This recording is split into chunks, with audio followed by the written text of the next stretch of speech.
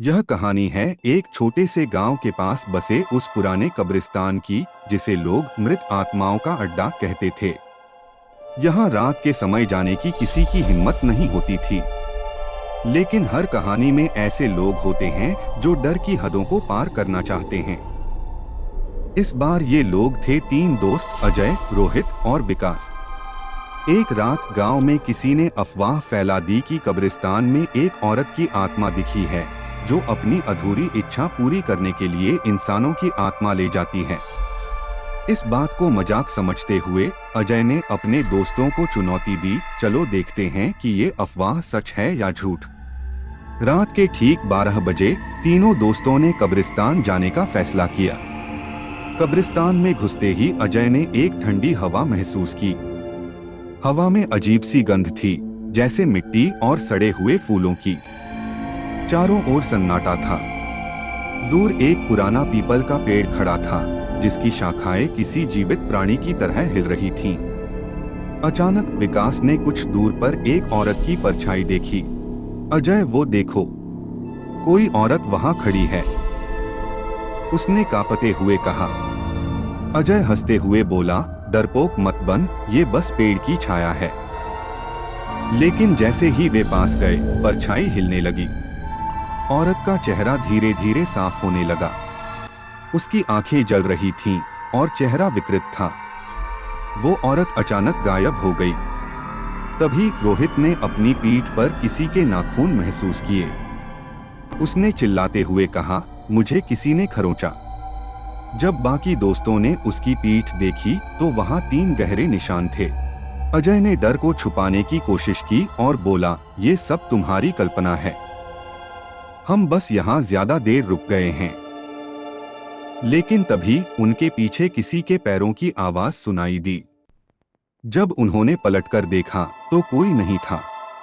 वे भागने लगे, लेकिन रास्ता उन्हें समझ नहीं आ रहा था।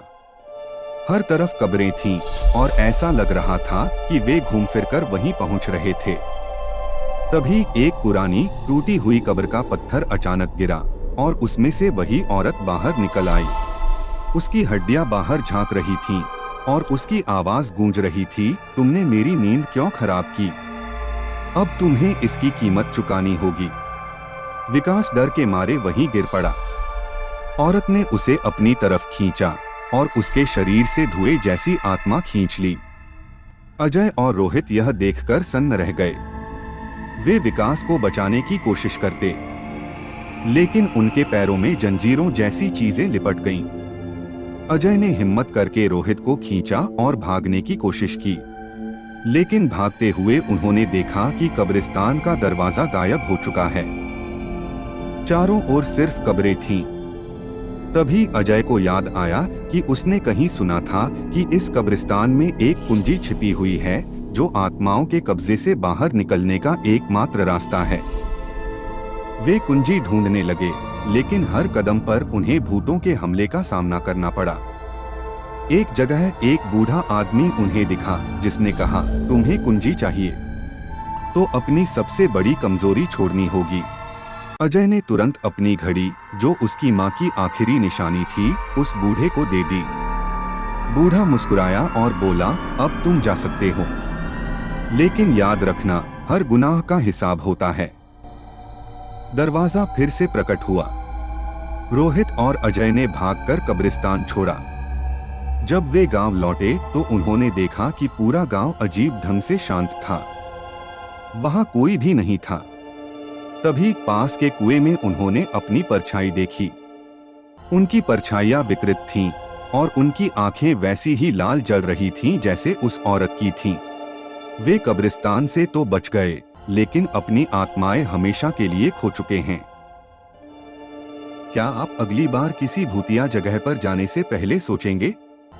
अगर आपको ये कहानी पसंद आई हो और आप इसे महसूस कर पाए हो, तो हमारे चैनल को सब्सक्राइब करना न भूलें। हमें कमेंट्स में बताएं कि कहानी का कौन सा हिस्सा सबसे डरावना लगा। हम ऐसी ही और खौफनाक कहानियां आपके लिए लाते रहेंगे। वीडियो देखने के लिए धन्यवाद।